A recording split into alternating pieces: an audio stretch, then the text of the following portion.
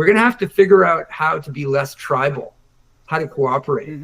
So not put ourselves in different camps. Like, my wife was telling me recently, she goes into the States a lot, like almost every other week. And she was kind of surprised at how people in business, they will start in their speech and say, I'm a Republican or I'm a Democrat. We typically don't do that in Canada. So we're a little bit more, I guess inclusive is a word, but I think it's more cooperative.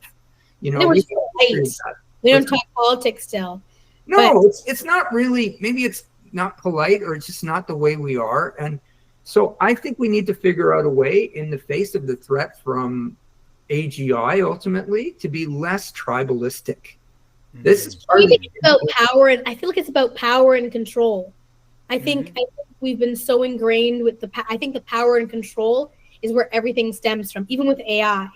It's about that power and control over what AI generator we're using, power and control about what we know and the information going in there. I feel like I feel like those are the things that are controlling us and moving us away from humanity. It's power and control. Yes. Yeah. Do you think are you at all optimistic that we're going to get some, ethical AI regulations, some guardrails in the next few years before it's too friggin' late?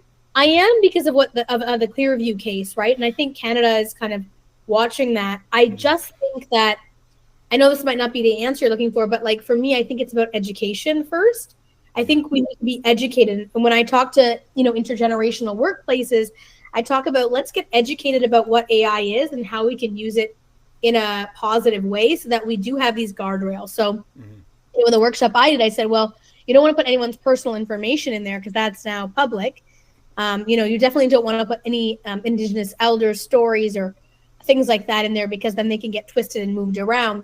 So you want to make sure that those guardrails are there. But I think that even on some AI tools, it says like always check accuracy. And I think it's about educating people from a young age. Like as young as 5, I think they should be educated on how to use AI, or how to use how not to plagiarize, how to, what I taught was, I said, you always should have a human-centered approach. Like there should always be like a human check after using AI, because it's not human.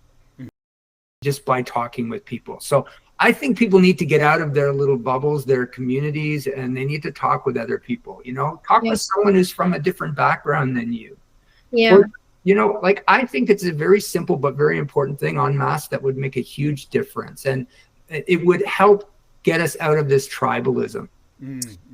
Yes. And I think we have to also acknowledge that like anti-oppression discrimination is not only personal, cultural, but also structural. So I think that helps with that personal piece, to start shifting our minds as individuals, getting to know people. For me, I work with workplaces to talk about intercultural awareness, like the differences between cultures and how we can adapt and work together and create inclusive workplaces. That's kind of work I do. So that's the personal level. Yeah. And then it's like shifting the culture of our communities, of our organizations, and then structurally is part of our voting power, I think. So I would say the personal is what you talked about, Rob, and then it's the cultural, our shifts in our organizations and how we do things. And then the structural is we can have an effect there slowly but surely, that systemic ways that we can vote and we can dial that way and understand that equality is here. Inequality is present. We need to disrupt that through personal, cultural, and structural disruption. Welcome back, high octane friends, new and old. I think, what are we now, Trevor? Are we episode 11 or 12? I think this might be 10. Yeah. Oh, on okay. The 10th, we're lucky number 10. So. Okay, awesome. we got a couple in the can though, so I think we've done a few more. And I'm so looking forward to going to Paris next week. So hopefully. We won't be recording from a Parisian cafe, but that would be cool, right? That would be fun. Yeah. And I'm traveling with my lovely wife, which is always super luxe because she's so spoiled. So I love traveling with her. Anyway, so okay, welcome back. We've got a really good conversation and topic here today, which really is very apropos and a terrific guest. And so tentatively, we've titled this. We'll see if it makes it to the final cut. But Reversity and Exclusion. What is that? And so we have Sheliza Jamal. Did I pronounce that right, Sheliza? Yeah, Sheliza Jamal. Yeah. Okay.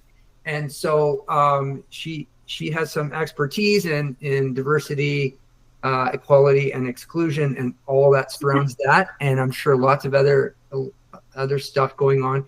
You're also pregnant. We just found this out, or at least I did. So if your water, there you go. Okay. Wow. If your water breaks during it, then this might have to carry on with a part 2, right? Yeah, that'll be a fun episode. Yes, it would be. Breaking news.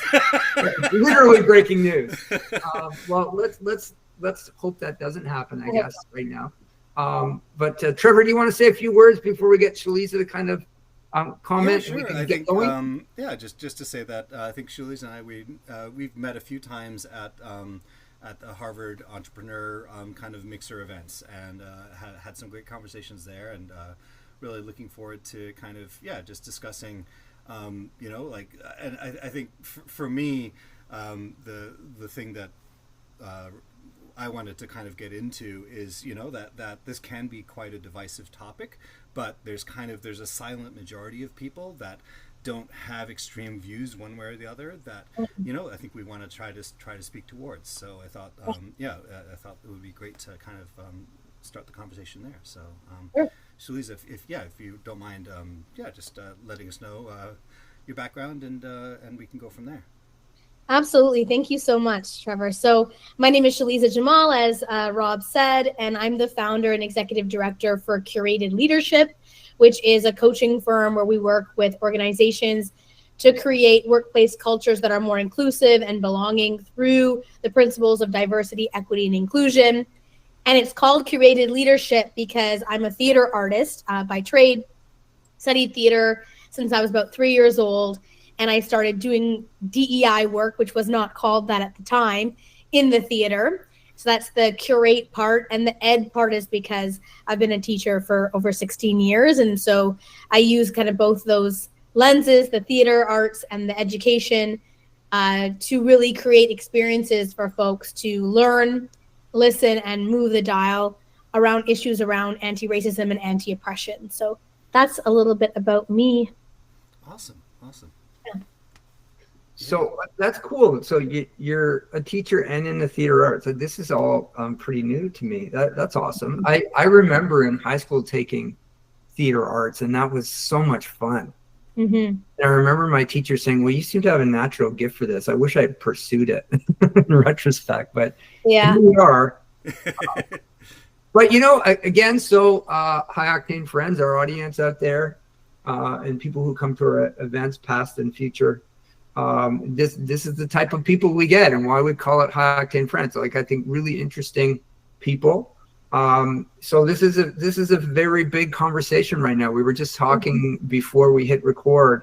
I was suggesting to you, Sheliza, that it shows like the HBO one, Silicon Valley, are really good kind of jumping off points to talk about the current state of diversity, if you will. And you had not seen that. I'm surprised that you hadn't seen it, but it's full of characters that are probably not the best of Silicon Valley, right? It's fair to say, right, Trevor? Like, they're basically the worst people ever. Well, it's a take up, right? So there are there's the prototypical sort of like nerd with poor social skills, and or several. Who's your favorite? I know we're talking about something you don't really know about, Sheliza, but Trevor, who's your favorite character on that? Do you have a favorite character? I think I like. Well, I have actually a favorite scene, which was Guilfoyle built this AI that was supposed to optimize everything, and he put it in charge of I think refactoring the code base, and then it just deleted the entire code base because it was so full of bugs that it was like, this is the cleanest way to sort of clean this up. and then it was sort of prescient because it was 10 years ago, and now we're seeing AI sort of bleed into real world applications. And you know, I guess there's a real challenge there that maybe we can start with, that you know, that one big problem with AI is that it's trained on data, right? And the data can have biases in it, and then those biases sort of come along with. So then, you know, so AI mortgage lenders will have some of the same inherent biases that were present before the you know, just in the data itself, and really monitoring for that. So I think that's, you know, that's definitely one big part of you know, the modern day is accounting for and correcting for those biases. I don't know, Sheliza, if you have. Yeah, I actually did a workshop on ethical AI a couple of weeks ago, and we were talking about this idea that AI is only as unbiased as its creators. So whoever's creating that AI, if they have biases, those biases are going into them. And for example, if we're talking about ChatGPT, which is a very popular you know, AI generator here, ChatGPT is actually, the free one at least, is generated by your idea. So what you give it is kind of what it feeds and it learns. So it's not only the programmers, but then people who are putting in information in there also have biases and are putting information in there. And so it generally does have bias within it, right? Yeah. And we can't erase like histories of oppression and bias that people have and then putting it into the system that's going worldwide. So that's the really big problem with it. Also, the other issue is, you know, if you've seen the documentary on Netflix called Coded Bias, there is also bias in terms of artificial intelligence that speeds up productivity. So facial recognition, security software, you know, the case in Canada with Clearview and their bias against their AI work. So a lot of these things are showing up as, yes, AI speeds up productivity. I love AI. It helps me generate quick ideas. But then we have to also be able to use our own critical thinking to break it up. And that doesn't always happen, right? So I think it's such a catch-22. It speeds up things and then it also slows things down. But I think the key thing is it's only as good as its maker, right? And then and what we put in there. So it is definitely difficult. And I found that AI kind of takes sides. Like if you ask it a question, it will take sides. Like I bet if we like type something up about Trump or something, it'll give us a perspective. And it's interesting to see where does that perspective come from? Yeah. Well, I'm sure some of that perspective very recently comes from pressure that the current U.S. administration and President Trump himself have put on these companies, right? They, you know, some of them, like who's the guy, I can't remember, Mark Benioff, the CEO and founder of Salesforce, who was known as like sort of the liberal, the real Silicon Valley liberal billionaire. And now he's like, he most recently was controversially heard saying like, oh yeah, like I'm totally okay with the National Guard coming in, bringing troops to San Francisco. What the fuck? Yeah. But, you know, I think these people clearly have been influenced by what's going on. I wanted to pick up on a little bit more what you said there. You're talking about like AI and how, yes, it's accelerating productivity. I think it's accelerating and magnifying everything, the good and bad. Yeah. You know, it's kind of like the new take on what Mark Zuckerberg famously said for years when you're doing a startup, which is to, you know, he's exhorting his people that work with him and for him to move fast and break things, which has now become increasingly it's becoming move fast and destroy things. Like I was at the Hinton lectures, and there was a fireside chat last week with Jeffrey Hinton, who's known as the Godfather, or certainly one of the three godfathers of AI and last year's Nobel laureate in that. And it was really fascinating to hear him talk about how he thought quite strongly that, meaning I think he said there's a if I remember correctly, there's a 5 to 20% probability he believes in the next 10 years. Mm-hmm. First of all, he believes agentic AI. Sorry, not what is it? Artificial general intelligence, like the super being. will come into existence within the next decade. At time and thereafter, he believes there's a 5 to 20% chance that this will ultimately ensue in, like in the extinction of humanity, partially or fully. So super scary. Yeah. And I was telling Trevor, by the way, interestingly, it's something I posted about the day after. It was last Wednesday. I posted last Thursday, the day after breakfast, something I wrote within half an hour. Most successful post I've ever done. Like huge reach, right? Like I was scrambling to keep up with this. Like, oh, wow. So people are concerned about this. And yet last night I went to another event, which was AI, ostensibly, at least initially, in the context of fintech. Fintech, who I shall not name, although they did a terrific job. And then, of course, these things morph into more broad discussion about, well, what does this mean for people? Yeah. Honestly, there were big gaps in that. And so for example, there were 2 panels. In the second panel, one of the audience members asked them, they said, do you think we're moving too fast with this AI development, right?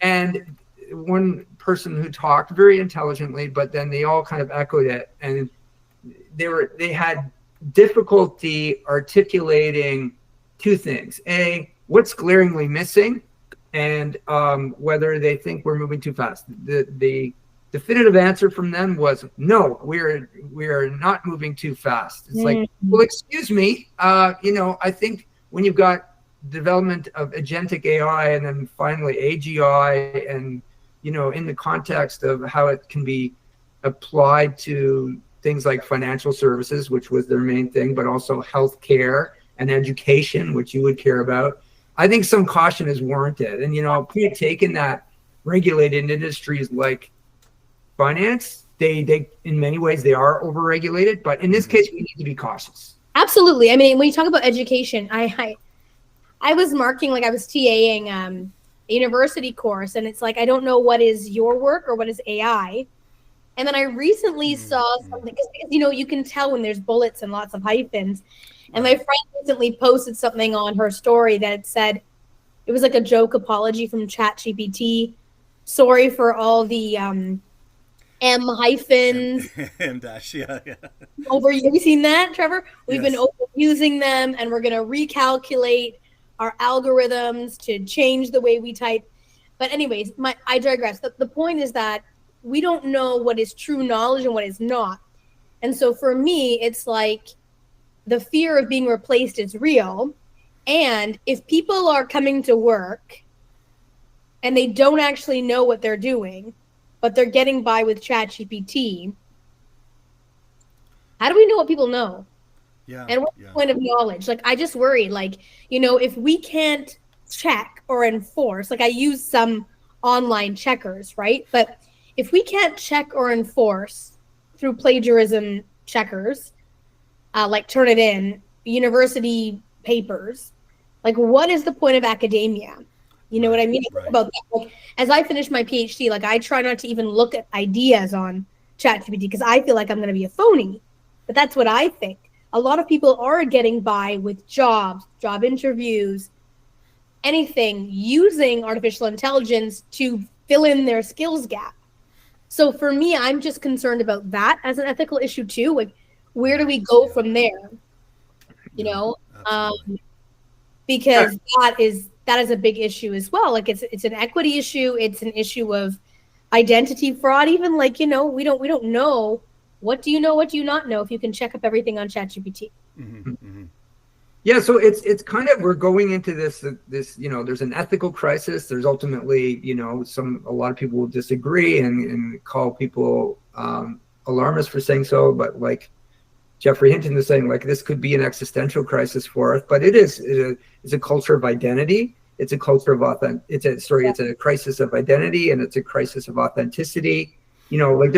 This can lead to a degradation of trust, this so-called AI slop. And you as an educator would see that. I have a suggestion for you for what it's worth. And, Sure. You may already have thought about it, but, and a prediction of sorts where I think education will and perhaps should go. And that is I think a lot of it has to be taken offline. And a lot of it has to be real-time education. Yeah. So, it's like, okay, instead of saying, and of course, sadly, this makes, the workload of teachers ever more difficult, but it's like, somehow we're going to have to do things where it's going to be, okay, you do an essay, you got the 50-minute class or whatever it is. It's like, you're doing an essay right now.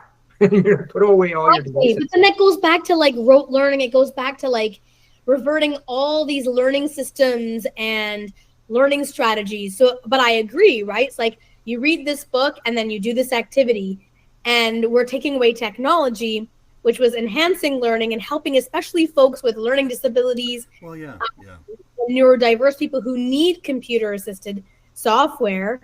But then how do you get around it? So I feel like we're going backwards, Well, I think all progress kind of, doesn't go in a straight line necessarily. True. Yeah. True. But it's like you got to do these things to mitigate. But then there are like the only thing I think of in this is the equity issue, that there are people who really do need assistive technology, who need software, who need computers. And so this is where it's, just like other technologies, as you just kind of mentioned, people take advantage, right? And the people who are offering power and privilege, who have power and privilege, who don't need assistive technology, are the ones who are using ChatGPT to get all these fancy jobs and do all this fancy work, and other people are falling behind, right? And I mean, like, there's also something to be said for maybe just, I mean, maybe it's a naive thing to say, but like some element of trust, just like sit the kids down at the beginning of term and say, hey, look, like you can go ahead and use those things, but it's really not going to be beneficial to you at the end of the day, and you, I think that was even a part of what Hinton said towards the end, was like, I think he was asked, what would your advice be to someone who's about to go into college or university? And he said you want to learn how to think, and learning how to think is is an important part of your education, and to the extent that we can encourage kids to see education as a as a value, as something that gives you beneficial returns, is one potential way of combating all of this stuff with you could use that stuff to get all of your work done, but you're not gonna learn anything from it. You're gonna be wasting everybody's time, and when it comes to needing to do something later on, you're going to struggle versus doing the hard work yourself, and you will get the reward, kind of thing. So, absolutely. What scares me about that, Trevor, is I've been having conversations with youth in high school and university, and some of them just don't care to learn.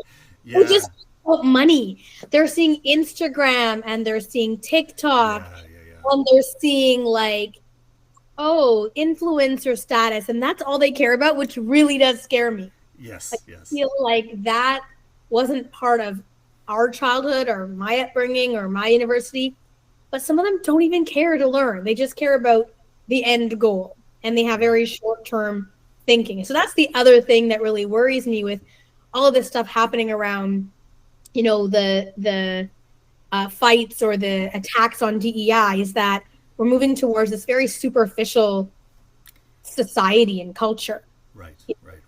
What really scares me. Yeah. And a polarized culture too, which definitely, right? Like it was mentioned earlier, I think, Trevor, you said something about kind of like the people in the middle who don't hold extreme views. And, it strikes me as like kind of a Buddhist philosophy is, which is go the middle way. I've tried to teach my son this. We have one 20-year-old. And I hope he's like that. But, I was just saying before we got on, sometimes I spot little words that seems like a really far right opinion, or, whatever end of the spectrum you're at. I think you should be more in the middle way. I'm hoping that I'm wrong by that. But, these people somehow seep into the minds and the lexicons even of these teenagers and young people. And it's kind of, this is not too strong a word, disgusting. I think it's disgusting. I am 100% convinced that they're targeting people like my son, and they're just making them angry. Were you when you were a teenager? Like maybe I'm a day and a half at least older than you, Sheliza, but I don't remember being, generally angry when I was a teenager. Like these are good times. Yeah, I think generally good times. I think there was a lot of like racism in the community that like angered us, or like, like I grew up at a time, like Rena Verk and I were the same age. So I grew up in Vancouver. Rena Verk was a young South Asian woman, going through regular teenage stuff.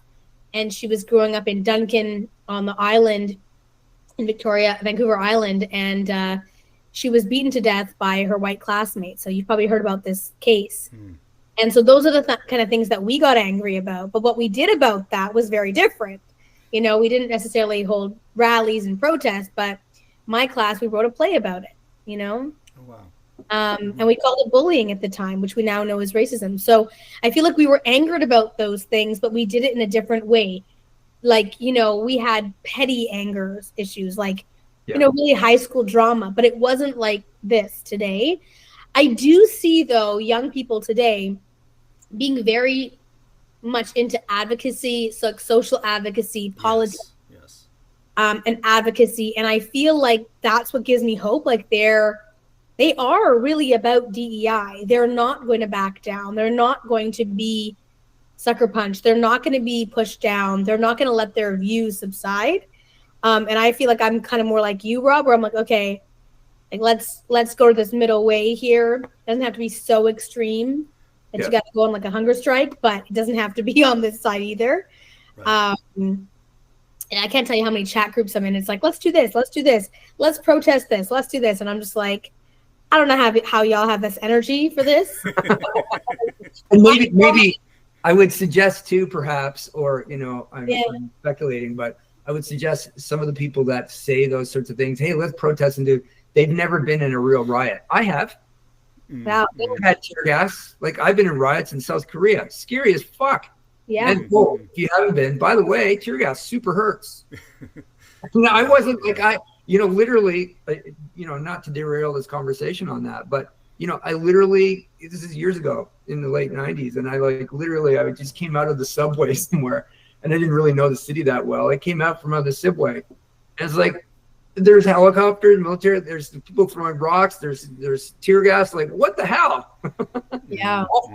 So maybe those people don't know what that's really like, and maybe they should. Yeah, and I think they do exercise their right to freedom and right to freedom of speech and all that kind of stuff and peaceful protests. But sometimes I think their energies are in the wrong place. And sometimes not. Yeah. No, a lot of times it can be a little. There can be an element of performative kind of protest, right? And for me, I want that big strategy. I think a little thing is not going to move the dial as much as systemic change, and that's what I'm worried about right now, like the way the world is going. And not to kind of change subjects, but something that come up for me is when we think about diversity, equity, inclusion work. And you talked about Reversity, right? If our topic is Reversity and Exclusion, I'm seeing so many companies reversing their mandates, their mission, their commitment, their strategy to anti-racism, anti-oppression, anti-Black racism. And for me, it's that same thing. It's that when you want to be like, okay, we're going to go do this because it's the flavor of the month, and our organization better tackle on because there's going to be a protest, or there's going to be an injunction, or there's going to be a what are those things called where they sign off? Petition. There's going to be a petition, right? There's going to be something. So we want to be in a good light. And now it's big companies, I won't name them, maybe all, but big companies are firing all their DEI people. They're not giving any funds. TELUS Health is not doing any more DEI offerings. They're falling into market because they don't need to do those things anymore. So it was were they ever committed? And so that's the same thing as have you been in a riot? Do you know what it's like? Do you know the commitment it needs? Or are you just trying to get a petition done and have this little check mark, right? So I think that's systemic change versus a one-off thing. And I think the Reversity is happening because people were just following trends and trying to be influencers. Right. Yeah. Right. Some of it is literally getting a check mark. And you even know this as an educator. It's like, like if you're applying to university, like college or grad school or whatever, it's like, yeah, you have to have done certain things. Yeah. And so, you have to question sometimes the extent to which people's hearts are really in this. I would also say about like the Reversity part of DEI, it's like, taking the other side, at least devil's advocate for a second, like, just to establish, I am firmly in the middle view. I'm not extreme in any way. But I do think, and people sometimes, how can I say this? So I think some people, erroneously or not, feel a bit left out of the DEI thing because maybe they are the majority. You were talking about the U.S., for example, in the white population, and usually it's white men, but it is white women too. Yeah. And so they might feel like they're being replaced or they're being put down or they're not being heard anymore, and they don't want to be force-fed stuff, right? Like I do think gradual change generally leads to better systemic and long-term change. I tend to think that way, right? If you change anything suddenly, like I lived in Asia for a long time, and primarily in Tokyo and Japan and Seoul as well. And these are largely very homogeneous societies, right? Like if you took Seoul, and my wife is Korean, by the way, so I know Koreans very well. If you suddenly said, okay, in a place like Japan or Korea, they have a even more aging population than we do here. I think Japan is the fastest aging population on earth.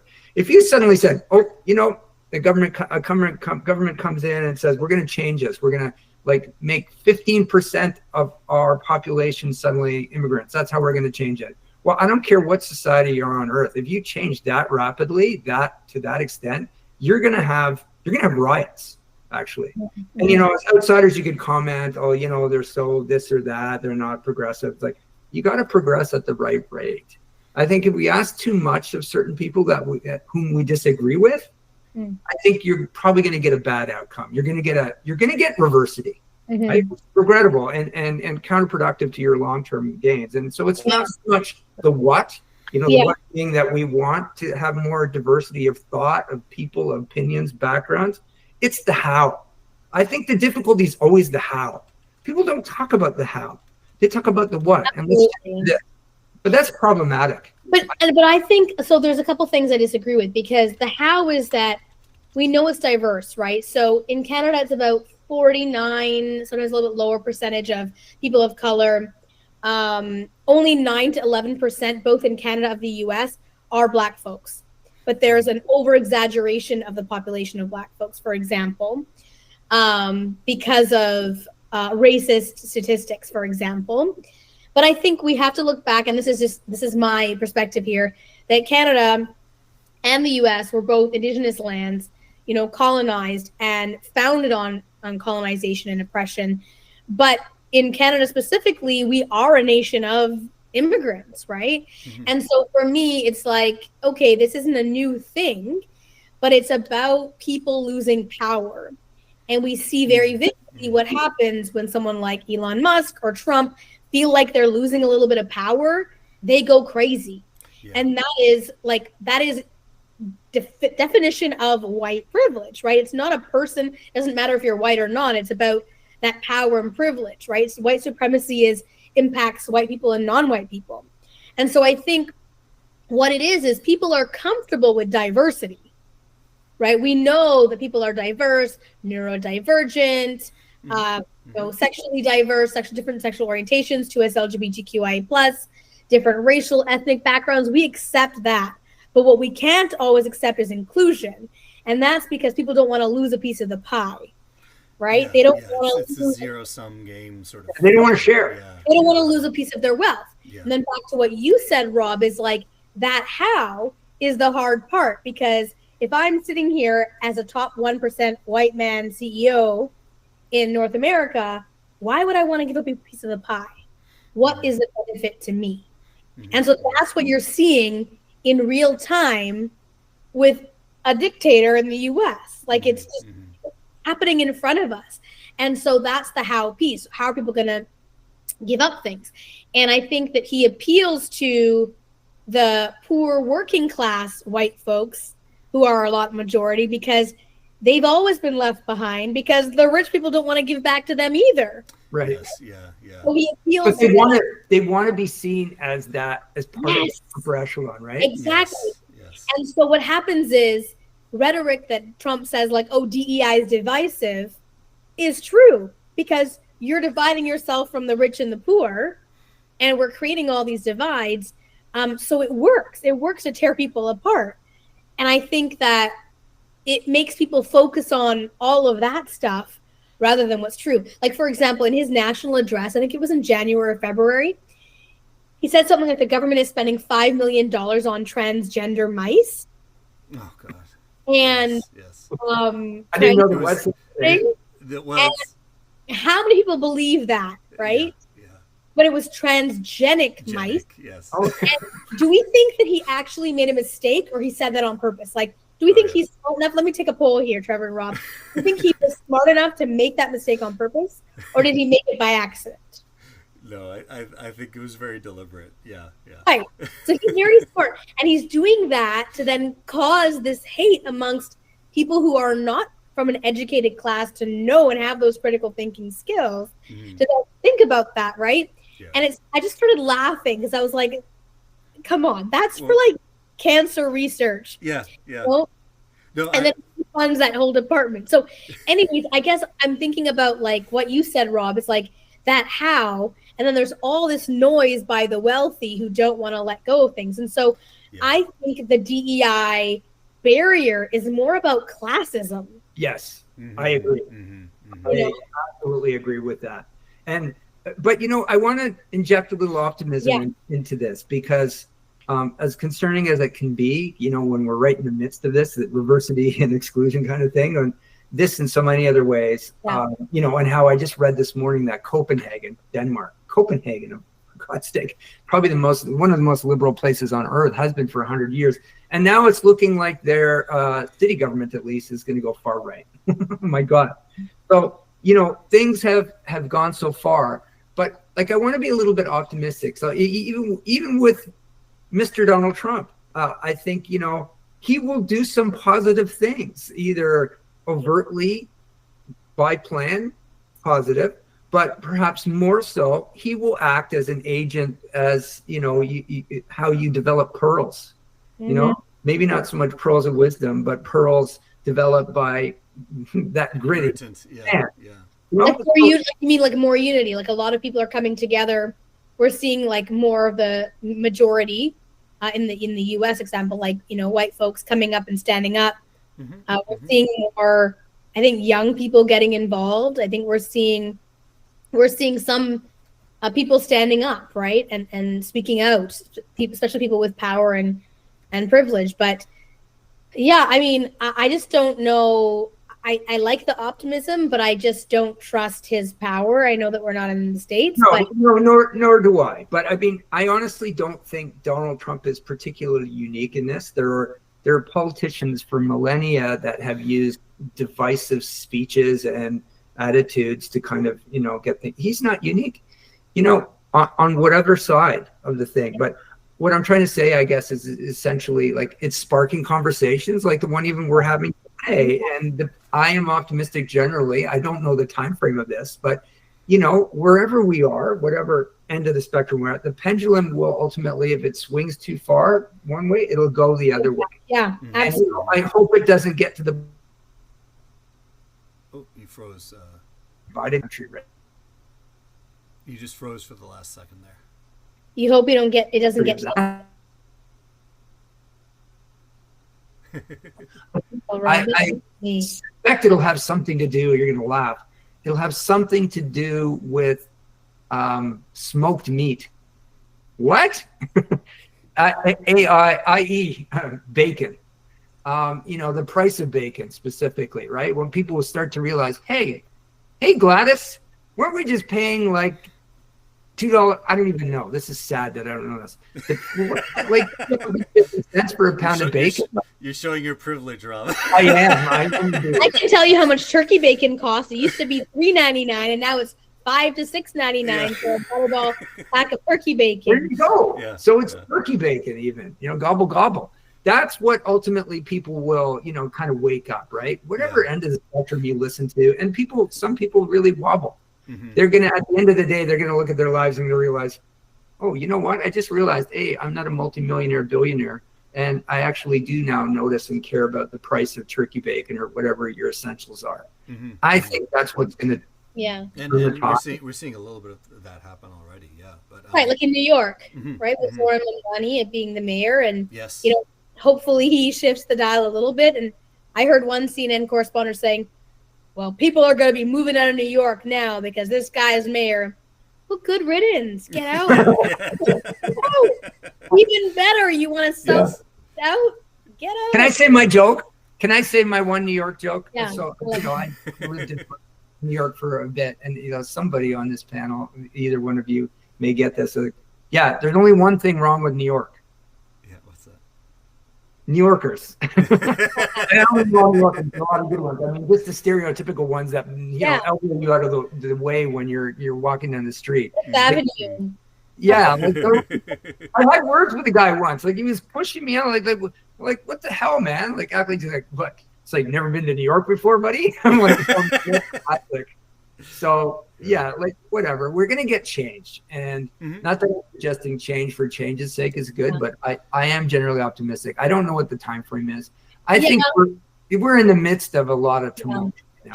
I know, and I hear you. I just feel so sad when I see these ICE raids, like in Chicago, in New York, in LA, and it just feels like we're back in the 80s, or the 60s even, 60s, and I feel like it's really hard, right? And we had riots in the 90s with Rodney King and his beating and all that happening, and I feel like we're there.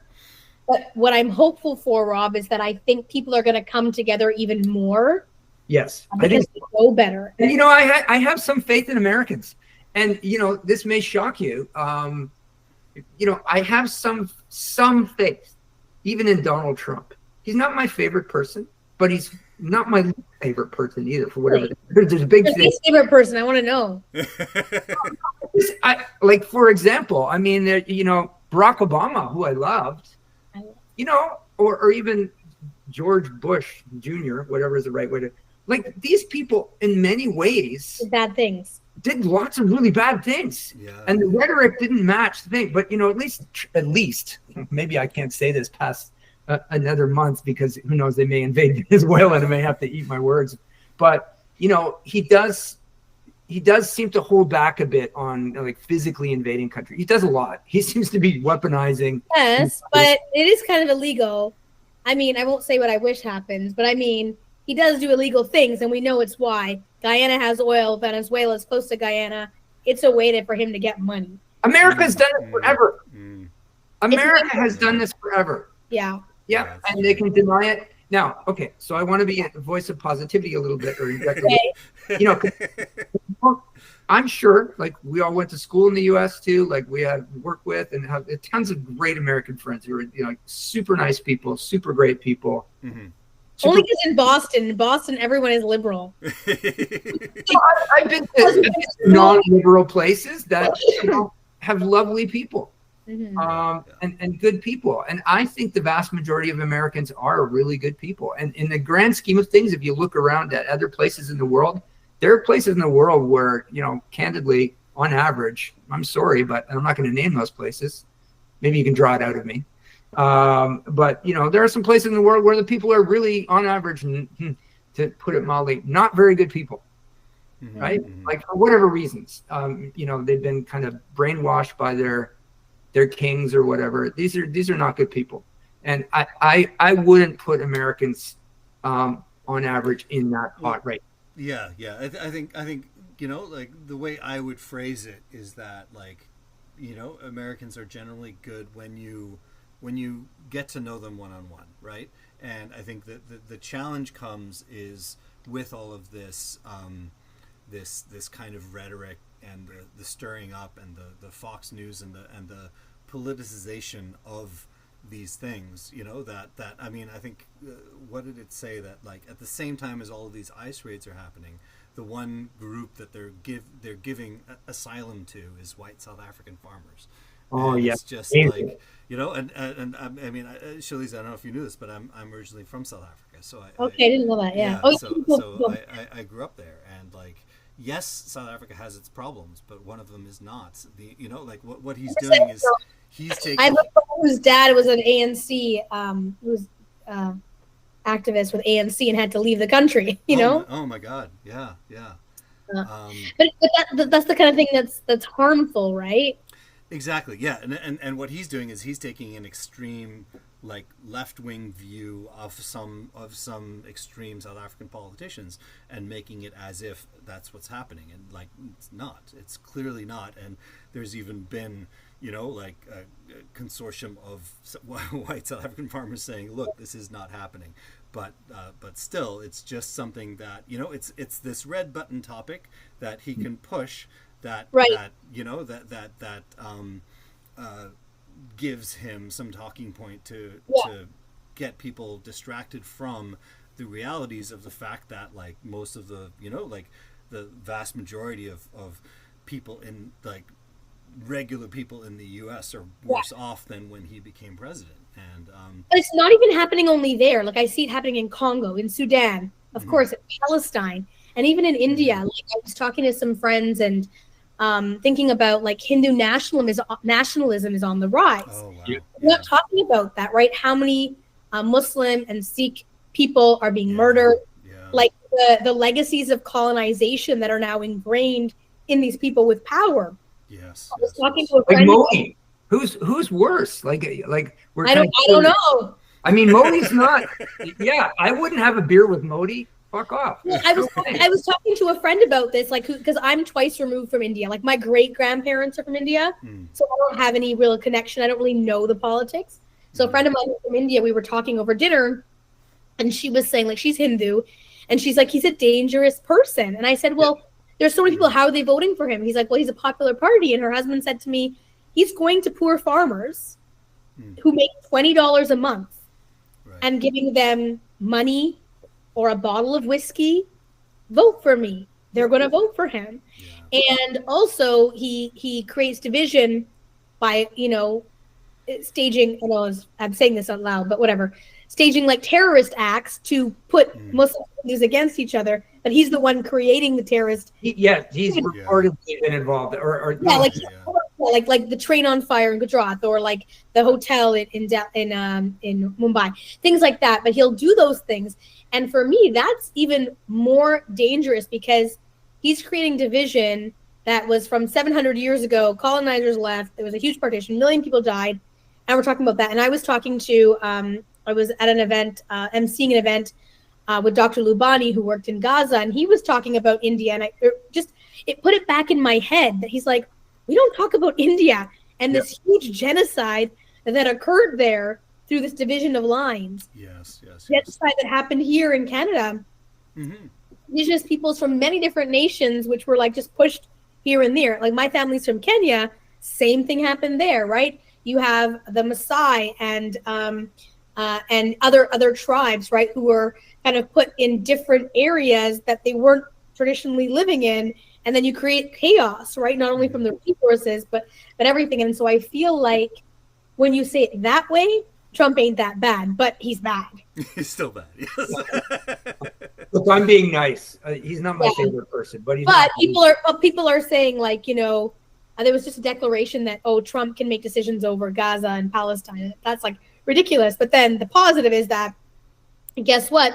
The city shut down the indictment yesterday, and the Palestinian flag went up in Toronto, went up in Montreal, went up in Winnipeg, it went up in Calgary. So these are small wins. Like, a flag is so small, but it's so symbolic, right?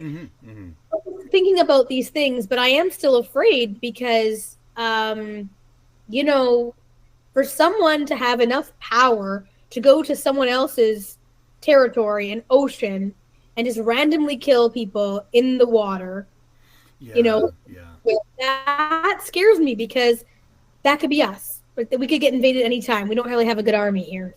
So Yeah, and I would say this is not so much about Donald Trump or even Mark Carney or Modi or whoever, or whatever. I think it's a lot about the human condition, and AI is challenging humanity right now, and we're gonna like we never have been before, we never will be before, because we're gonna have to figure out how to be less tribal, how to cooperate, not put ourselves in different camps. Like my wife was telling me recently, she goes into the States a lot, like almost every other week, and she was kind of surprised at how people in business they will start in their speech say, I'm a Republican or I'm a Democrat. We typically don't do that in Canada, so we're a little bit more, I guess inclusive is a word, but I think it's more cooperative. We don't talk politics still. No, it's not really, maybe it's not polite, or it's just not the way we are. And so I think we need to figure out a way, in the face of the threat from AGI ultimately, to be less tribalistic. This is about power, and I feel like it's about power and control. I think we've been so ingrained with I think the power and control is where everything stems from, even with AI. It's about that power and control over what AI generator we're using, power and control about what we know and the information going in there. I feel like I feel like those are the things that are controlling us and moving us away from humanity. It's power and control. Yes. Yeah. Do you think we're gonna? Are you at all optimistic that we're gonna get some, ethical AI regulations, some guardrails in the next few years before it's too friggin' late? I am, because of what the Clearview case, right? And I think Canada is kind of watching that. I just think that, I know this might not be the answer you're looking for, but like for me, I think it's about education first. I think we need to be educated. And when I talk to, intergenerational workplaces, I talk about, let's get educated about what AI is and how we can use it in a positive way so that we do have these guardrails. So in the workshop I did, I said, well, you don't want to put anyone's personal information in there because that's now public. You definitely don't want to put any Indigenous elders' stories or things like that in there, because then they can get twisted and moved around. So you want to make sure that those guardrails are there. But I think that even on some AI tools, it says like always check accuracy. And I think it's about educating people from a young age. Like as young as 5, I think they should be educated on how to use AI, or how to use how not to plagiarize, how to, what I taught was, I said, you always should have a human-centered approach. Like there should always be like a human check after using AI, because it's not human. Absolutely. Sorry, Sheliza, you mentioned the Clearview case, and I don't know that I actually saw that. Do you mind giving? Let me look it up for you, because I need more details. It's in my notes here, so I'm going to read the statement to you. Please hold. No problem. I think I don't know it either. So thanks for asking that, Trevor. No problem. I'm gonna just pull it up here. I think isn't Clearview the company, the background check company or something? Yeah, and so they were using AI. I'm going to open this. I'm just going to read some notes that I wrote here about it. Are they Canadian? Yeah, and they have some conglomerates in the UK and the US as well. So that was the issue here. Okay, so Clearview, we can edit this out. Okay. Where's my Clearview? I will tell you a stat that I found. 74% of Canadians are worried about AI-generated fake content. The use of AI keeps growing. So 26%, that tells me on the converse, 26% are not worried about it. Yeah. Those are the people who have, probably they have... Alzheimer's? No, they have... stocks and bonds in it. Yes, yeah. Oh, yeah, self-interest. I got you. Interview case. Hold on. Oh, so bad here. I'm just trying to look at my shareholder. No, well, we'll let you find that. We don't want. Keep talking. Yeah, we don't want it. We don't want. Here, got it. Okay. So Clearview AI case involves multiple lawsuits and investigations regarding its facial recognition technology, which scrapes billions of images from the internet to create a database sold to law enforcement. So basically they had got wrong data. And if you think about Breonna Taylor, this is probably a similar case that happened to Breonna Taylor's death, right? So companies like Clearview have been found to violate privacy laws in several jurisdictions, including Canada and Europe, for collecting, using, and disclosing personal information without consent. These cases explore the legal boundaries of online data collection and the application of privacy laws to foreign companies that target users. So the Canadian Privacy Commissioners found that AI mass scraping was unlawful from Clearview.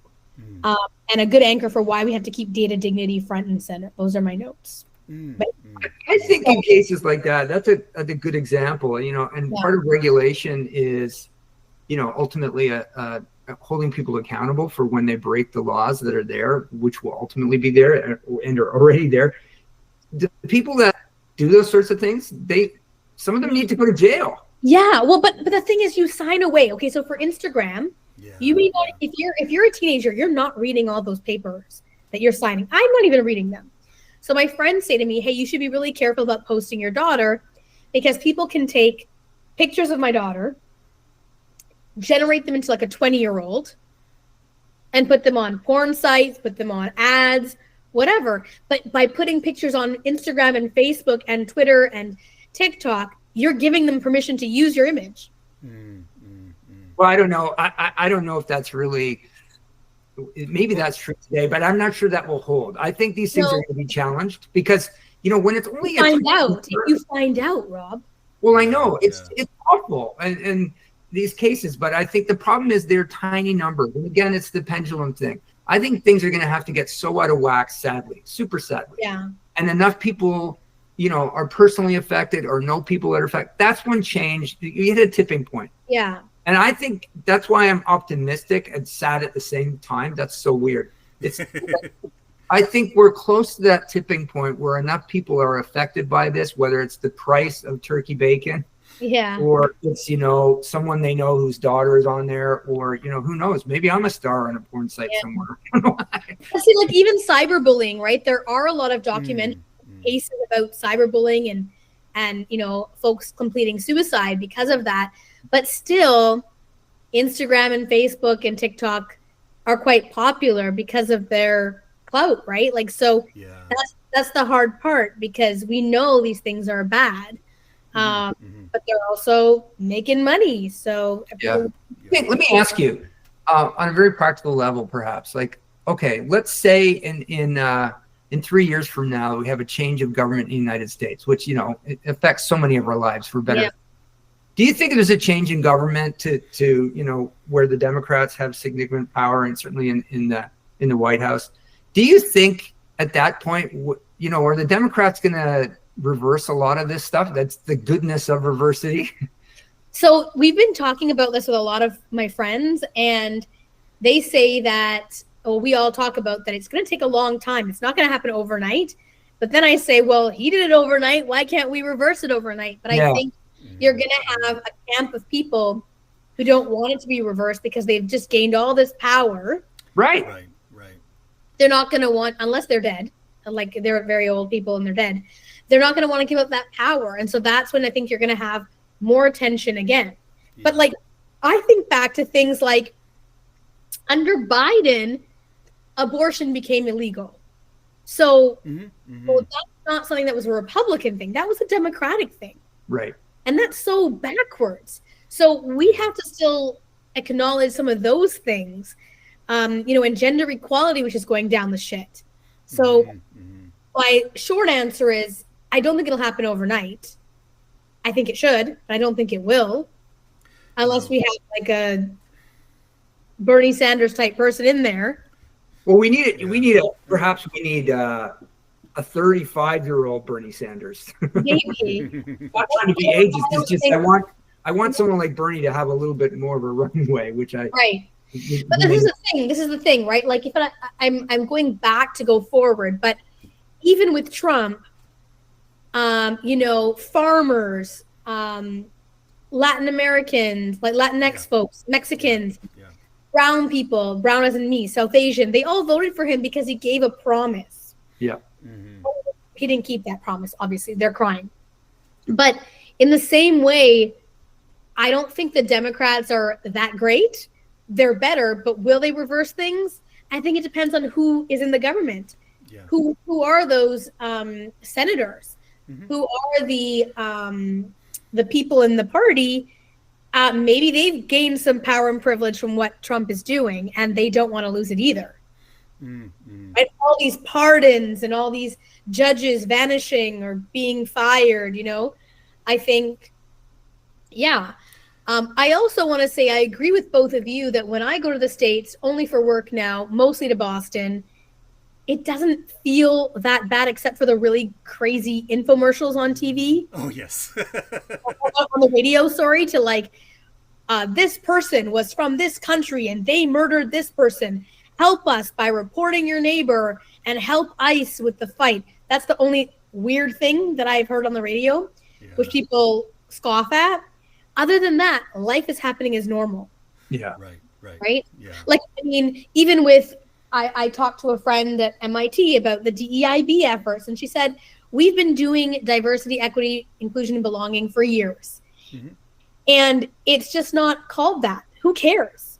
Right? Yeah. It's still happening. We still help first-gen students, newcomers. We still have funding, all this stuff. We just don't have to call it that. And I think that's where we have to lean into. So let's call it a new phrase. I like that. Why not just belonging?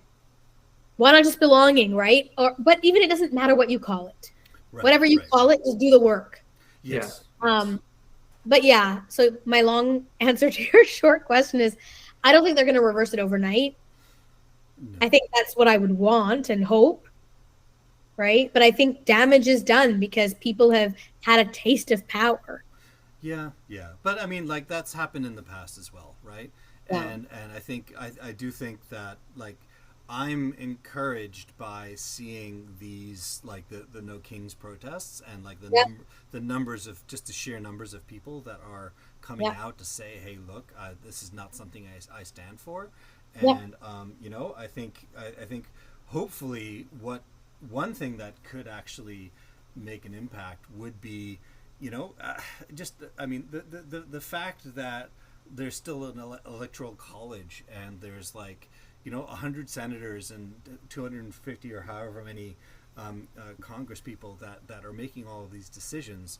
In the 21st century, when we've got, like, electronic voting and people could vote on whatever sort of thing that comes up, that there's so much room for innovation in the political sphere that maybe this is a tech person's view, but I think that's potentially another way of going about it, is saying, like, why don't we just try and take the power more directly into the hands of the people that are actually affected by these things, and not something else. So not just electing representatives who continually, whatever side of the spectrum, continually seem to disappoint us as the elect. Yeah. Well, I think it's just that again, power corrupts, and yes, I think you're right. I'm pessimistic. That's where I'm pessimistic. Even in Canada, I feel like it's a recycling of the same status quo. It's kind of like government procurement. It's drawn out. And it is the same old, and there's nothing that changes, and so that's where I just have a bit of pessimism there. I think that we need 10 years to get out of this. I know that's a long time. Yeah. But I feel like it's like a 10-year lull. This is going to happen, and in 10 years, it's going to be better. And I think that's also history, right? Mm-hmm. Yeah. That's how it's kind of ebbed and flowed for history. For sure. But there's also stuff that we can do. I mean, maybe this is something to talk about, is, like, what can people do as individuals or as, like, maybe small companies to have a positive effect on on these sorts of topics. I think collaboration is what we need more of, and cooperation. And so, like, how do you do that? Yeah. And I think a small thing people can do is they can just, like, talk to other people that maybe normally wouldn't be in their orbit. Like, a couple of years ago, my wife and I and our son, we moved to an area that's, very heavily populated. My neighbors are Jewish, right? And, like, I can go a couple of blocks over and it's Orthodox. Like, these are, and I am the kind of person who likes to walk a lot, and I will talk with people. It's probably the Irish in me. I just like to talk. And, that's amazing what you can learn. And, a lot of fears and negative biases can come from just your own ignorance and just your lack of experience. And so you talk to people, you really, it's like, if you had any sort of tinge of negativity about it, that can be cleared up a lot just by talking with people. So I think people need to get out of their little bubbles, their communities, and they need to talk with other people, talk with someone who's from a different background than you. Yeah. Or, I think it's a very simple but very important thing en masse that would make a huge difference. And it would help get us out of this tribalism. Mm-hmm. Yes. And I think we have to also acknowledge that anti-oppression discrimination is not only personal, cultural, but also structural. So I think that helps with that personal piece to start shifting our minds as individuals, getting to know people. For me, I work with workplaces to talk about intercultural awareness, like the differences between cultures and how we can adapt and work together and create inclusive workplaces. That's kind of work I do. So that's the personal level. Yeah. And then it's shifting the culture of our communities, of our organizations, and then structurally is part of our voting power, I think. So I would say the personal is what you talked about, Rob. And then it's the cultural, our shifts in our organizations and how we do things. And then the structural is we can have an effect there slowly but surely, that systemic ways that we can vote and we can dial that way and understand that equality is here. Inequality is present. We need to disrupt that through personal, cultural, and structural disruption. 100%. Well, guys, I'm you can carry on if you wish. Unfortunately, today I'm a little bit in a weird situation. I have to travel, and I have to leave in a few minutes. So I'm going to exit off it. I don't know if Trevor or you guys want to carry on or. I think we've done pretty well. We're just past an hour, so yeah. Yeah, it's about the time we usually do it. Yeah, my main message is just that diversity is not equal to inclusion. And we want to create senses of belonging for people because that is the biggest piece. When people don't feel included or there's a fear of losing something, whether that's money or status or a place in society, that's when we get divisive. So every human being wants to feel like they belong. Yes. So we have those conversations and create that space to include people and make them feel like they belong. That will minimize some of their fears and the threats, right? Yeah, absolutely. Maybe belonging is the word of the day. Maybe.